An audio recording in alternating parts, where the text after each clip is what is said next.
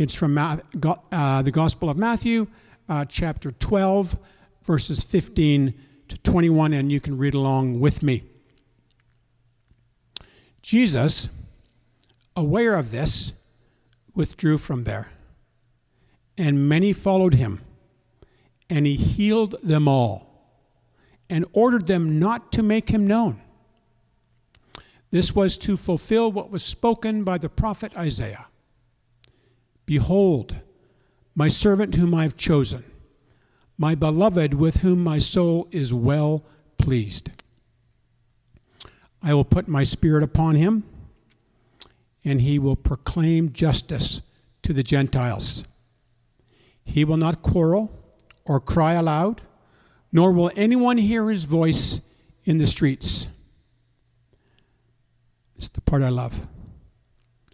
A bruised reed he will not break, and a smoldering wick he will not quench, until he brings justice to victory.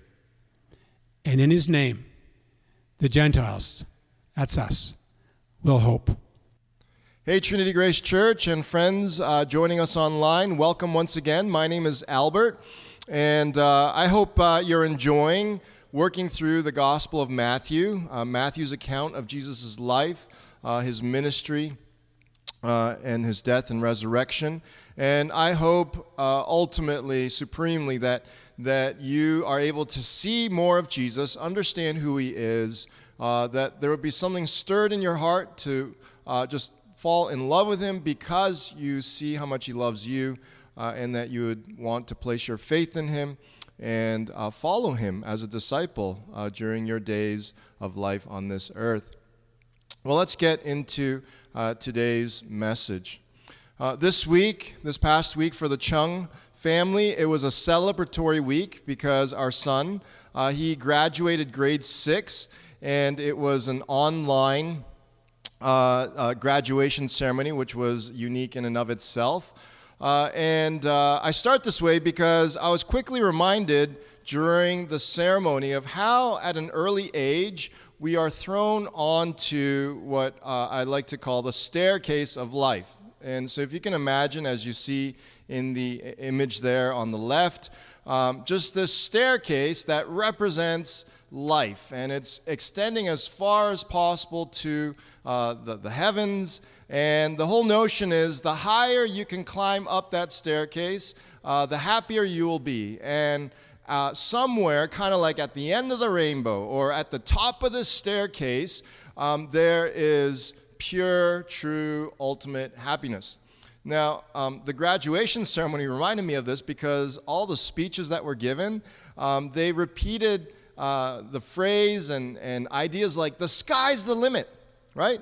So do you see it there? Just even in graduation speeches to elementary students, they're being taught that I hope you can climb as high as possible to the top and experience the happiness that you find there. And if life knocks you down, or because of this pandemic, though it's been a difficulty, see it as an opportunity to keep climbing higher up that staircase of life. Now, again, I start this way because as we think of today's passage, another way we try to maneuver up that staircase of life and hopefully avoid falling down many steps on that staircase of life is conflict resolution. I want to pivot and really focus specifically on that topic, conflict resolution, and how we resolve conflict, how we deal with conflict. It helps us to get higher up that staircase, or sometimes it causes us to fall down many steps on that staircase of life. We look at our culture, we look at the headlines, and we see that one way we try to deal with conflict is that some of us muscle up, don't we? We use our title, our authority. We see amidst the racial tensions that racial privilege, specifically white privilege, has been brought to the fore, and some of us use whatever muscle we have to try to resolve the conflict in our lives. Some of us, the way we deal with conflict is that we just simply try to bark louder than the next person, the person that we're dealing with. We try to be the alpha person in that room, in that situation, in that relationship. And if we yell louder, if we threaten, then we silence or quiet the other person, and we get things the way we want. Now, some of us, maybe perhaps kind of like a counselor, the way we approach conflict is that we become very analytical. We try to diagnose and understand, troubleshoot, and explain why certain things are going the way they are. And that's good until we become so scientific or so analytical that we, as they say, analysis leading to paralysis, or we become just so robotic and calculated that we lose emotion and we become robots and we become detached and less human in a sense, less authentic in terms of our engagement with the people that we're dealing with and the situations. And of course, some of us, the reason we go to counselors is because the way we deal with conflict is that we absorb all that conflict. We try to have the bigger heart, the kinder heart, to forbear the offense and so forth. But really what you're doing is just you're taking all that pain and conflict in and you're stuffing it in. And no human being can absorb all the conflict in their lives. And that is not necessarily a healthy way to absorb, to deal with conflict. Now, as we come to today's passage and account of Jesus' life, we see Jesus dealing with conflict. The religious leaders of the time were conspiring against him. And I hope that as we work through today's passage, that at the end there will be something stirred in your heart, a desire to want to talk to God, to pray to him by faith, and to live out the way Jesus deals with conflict. And so I hope that there's a prayer in your heart similar to this prayer. Lord, help me to deal with conflict because of you, with you, and like you. Meaning Jesus becomes a completely different motive to deal with conflict in a different way from the world because of how Christ has dealt with us. And of course, with Christ, drawing on him and his strength, and so that we could become more like him. So I want to ask just sort of the high-level, big-picture question of the text for the rest of our time together. How do we see Jesus deal with conflict in today's passage? And here's the first thing that I want you to consider, the first idea. Jesus dealt with conflict as a gospel person. Now, Jesus, ultimately, he is the gospel embodied. He represented fully and lived out the gospel, this good news of God, that he is showing grace and kindness and love through Jesus Christ. And Jesus, as he dealt with conflict, his default lens, his default reaction and response was all filtered through the gospel. Because of Jesus' gospel mission, it helped him to deal with conflict in a certain way as well. And so right off the bat, I want to ask you today, especially first, if you consider yourself a Christ follower, what is your instinctive filter and lens that you approach conflict with? Do you see yourself, and when you find yourself in conflict with a certain person or in a certain situation, are you thinking through a gospel lens? Are you thinking through the lens, I am a Christ follower, and therefore I need to deal with this conflict in a way that is unique and distinctive from the world and really resembles how Christ resolved conflict? To our friends who are still investigating faith, I want to whet your appetite. I hope your appetite will be whetted, that you are interested in seeing how Jesus dealt with conflict, and that it would become something that you are curious about and even want, and that you would find it in Christ. Well, the next idea is this. We see that Jesus was aware. In dealing with conflict, Jesus was very aware. I love how Matthew records this part of Jesus' life, and picking up in verse 15, he says very simply but matter-of-factly, Jesus aware of this. Now this, again, is the religious leaders conspiring against Christ. They were now becoming jealous. They were becoming antagonistic towards Christ to the point that they wanted to conspire to kill Jesus Christ. And so Jesus being aware of this, he was aware of himself, he was aware of his situation and his surroundings, he was aware of other people and their motives and their thoughts. He was aware. Now, let me put it into perspective. I'm in, I think, year 22, something like that, of ministry, of pastoral ministry, vocational ministry.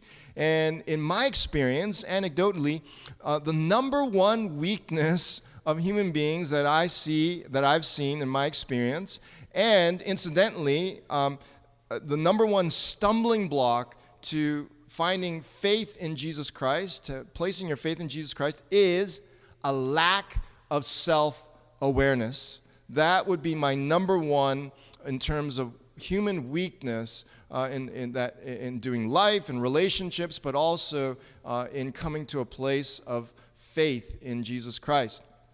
Now, why do I say this? Because I see so many people who are not in touch with who they are, with their wounds and their past, and how that has ripple effects into how they are a person in the present and how they respond to people and stress and conflict, etc.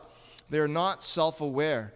And even as they get themselves into more messiness because of how they respond in situations, they don't even realize how they're responding, let alone why they respond the way they do. Now, again, coming back to Jesus, I love that Matthew says very simply, Jesus aware of this. Jesus was completely aware of himself, of God, of humans and their sinfulness, of the situation, and he made choices and dealt with conflict in a perfectly wise manner because of this awareness. He was woke, so to speak, right? We've heard that term a lot in mainstream media, stay woke in the midst of all these racial tensions. And I want to say that Jesus was the most woke person who walked the face of planet Earth, and woke in the sense of just woken up to true reality. So let me ask, self-reflectively, are you self-aware? Are you willing to talk about your wounds, your hurts, your doubts? Are you aware of your tendencies? Do you realize, for example, that you overpower conversations and barely give the other person a chance to speak? On the other hand, do you realize that you might be someone, on the other hand, who suppresses your feelings and you don't talk enough? Or why are you so afraid to open up and talk about certain things in your life? Are you self-aware? And of course, we could ask so many more self-reflective questions. Now, the next thing is this. How did Jesus deal with conflict in today's passage? I hope you can see with me that Jesus, he picked his battles. He picked his battles and the right timing for those battles. Where do we see this? Matthew, he continues, Jesus, aware of this, withdrew from there. Now, let me make it clear. Jesus withdrawing from here, this does not become a blanket application that we just always need to withdraw from conflict. No, in this circumstance, specific circumstance, this was the wise thing for Jesus to do. And Jesus, he knew when to just directly confront and battle, and when to withdraw, when to just save it for another day. He picked his battles, and he always had the right timing. Now, we know this because you'll see if you read on in the Gospel of Matthew and the other Gospels, Jesus was not afraid to confront.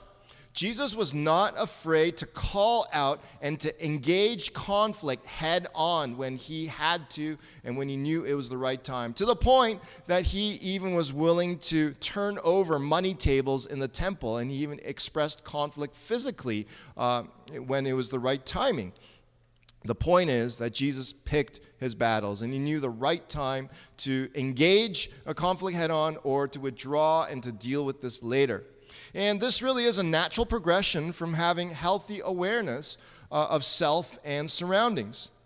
Now, so let me apply this to us now. Let's look in the mirror. Why are some of us so contentious?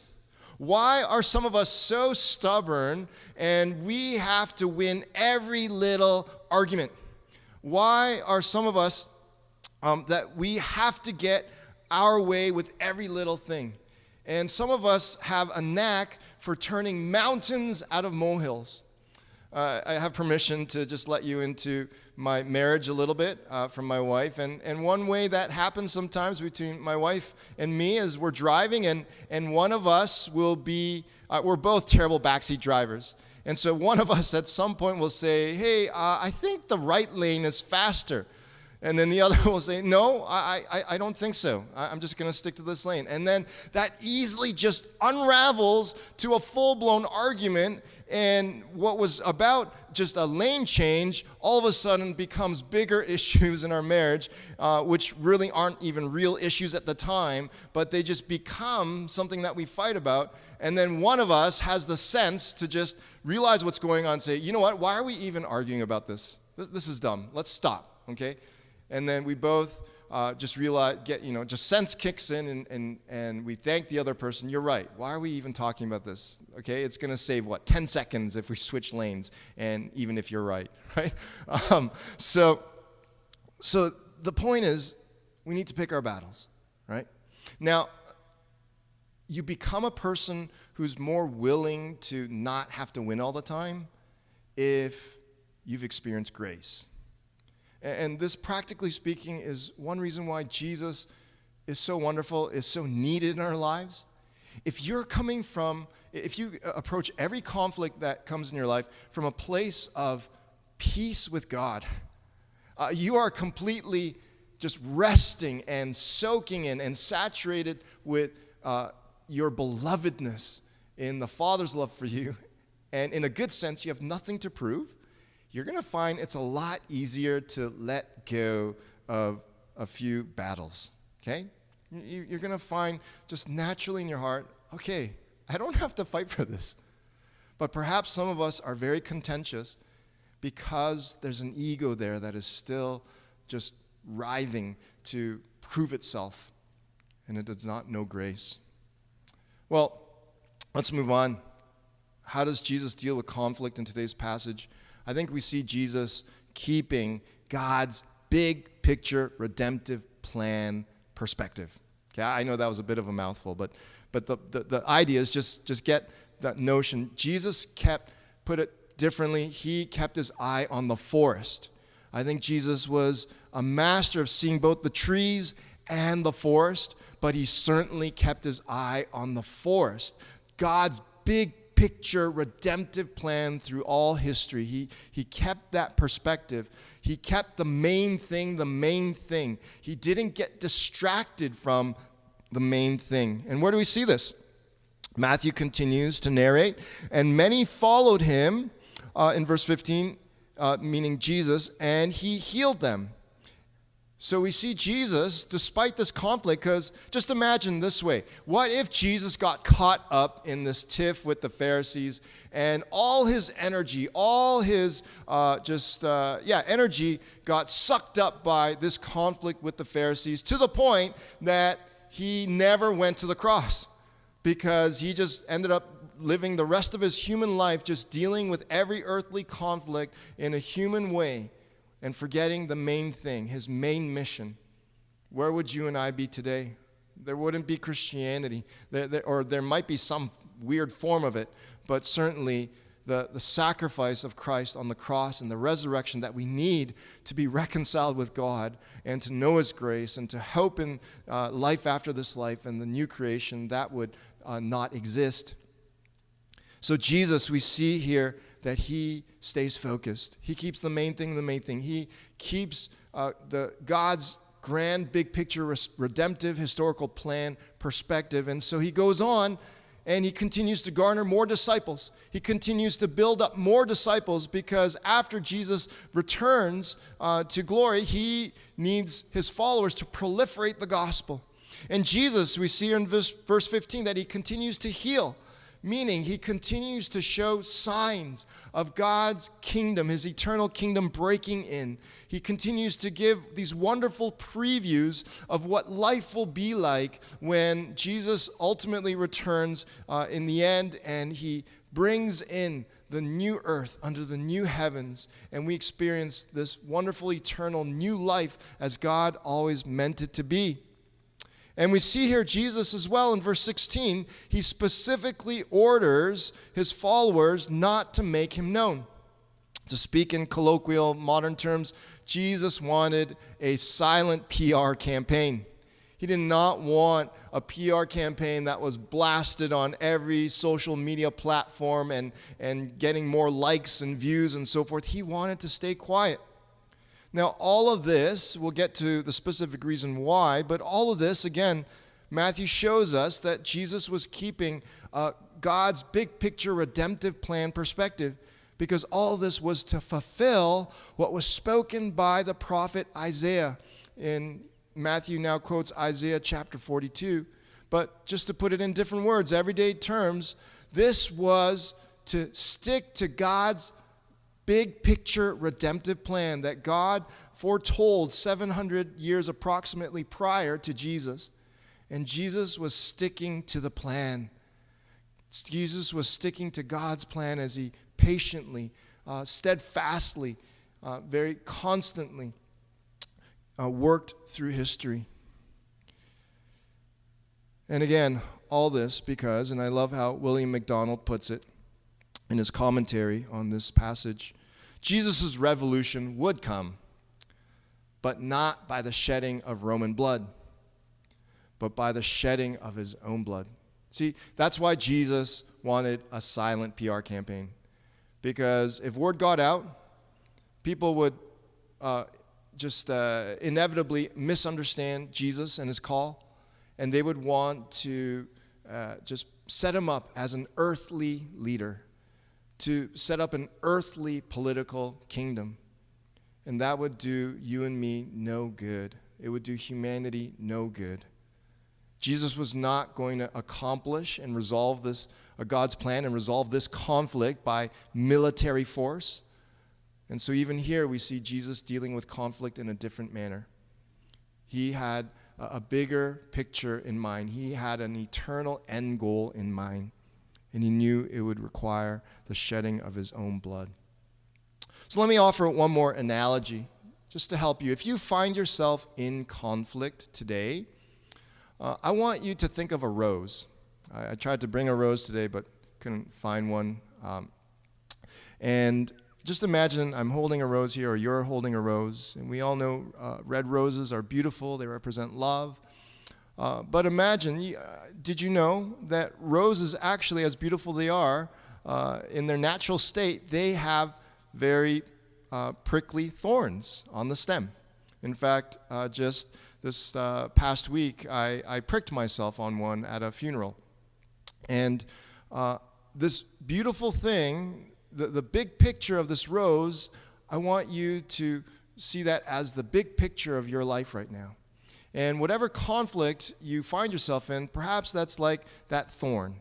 And we can get so fixated on that little thorn and how it's hurting us that we forget the big picture beauty that God is unfolding in our lives. And so if we step back and if we can see the whole picture, we remember, even though there might be some conflict, just the thorns of your life, we can remember and be encouraged that God ultimately is doing something greater and something, just a greater good. For those who are experiencing conflict in marriage, as they say, I hope this encourages you as it even makes you laugh. Even porcupines make babies, right? And so I hope you can figure out how to experience more of Christ and his grace in your relationships. Next, I want you to see that Jesus confronted conflict with love and judgment. Okay? With love and judgment. What I want you to notice is that Jesus was distinctly characterized by both an intense compassion and love and grace, patience, kindness, all those good things, but we'll just wrap it up into one word, love. But he was also characterized by a judgment. Synonyms for that, truth, okay? And God's law, his holiness. Now, where do we see this? Now, first, let's make the distinction. And let's remember that there's a clear difference between being judgmentalism, and having a sound judgment. Having an ability to just see things for what they really are, to see truth for truth. And that's what we mean, not that Jesus was judgmental. And we see it in verse 18 as Matthew now is identifying Jesus in Isaiah's prophecy. I want you to notice here Christ's belovedness. Behold, my servant, who is Jesus, whom I have chosen.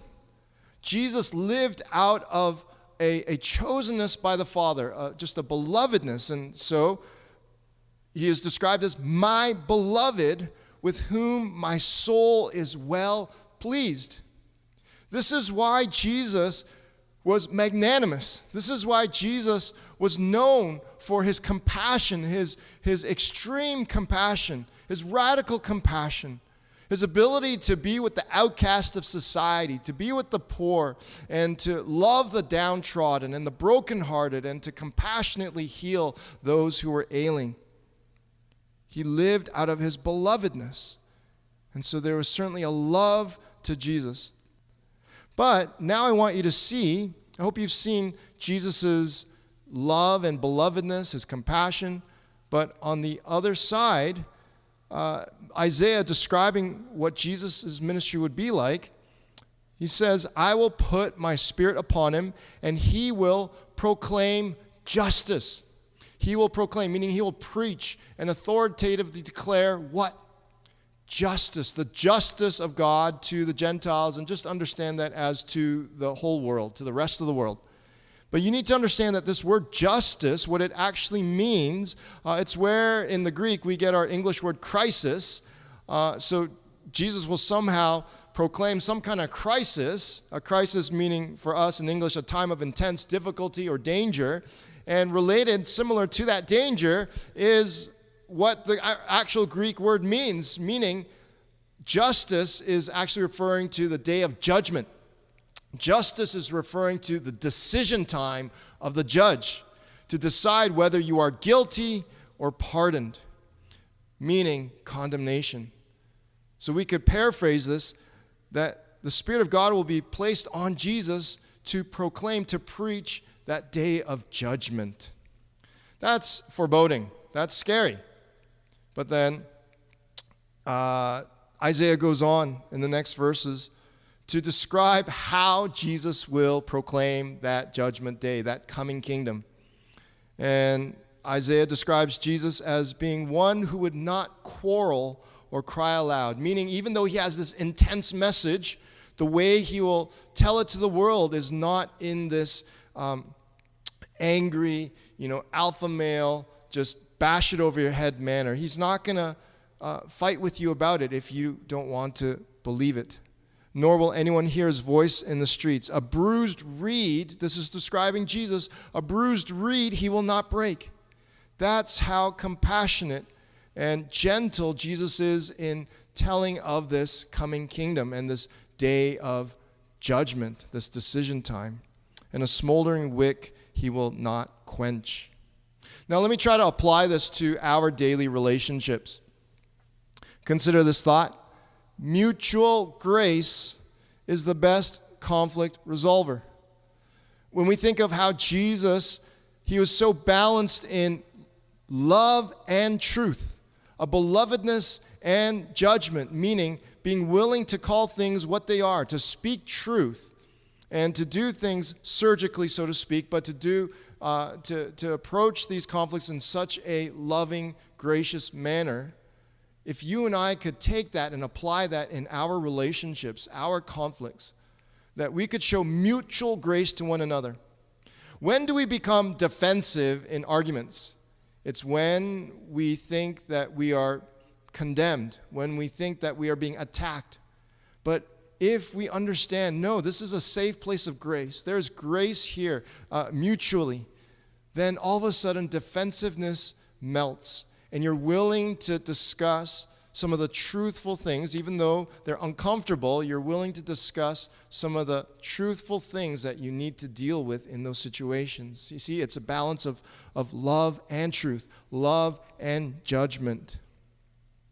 So where do we find the ability to deal with conflict like Jesus? Where? It'd be one thing if I just point out to you Jesus as an example. And I tell you now, okay, now in your own willpower, in your own strength, just try to go and be like Jesus. But you know what that is akin to?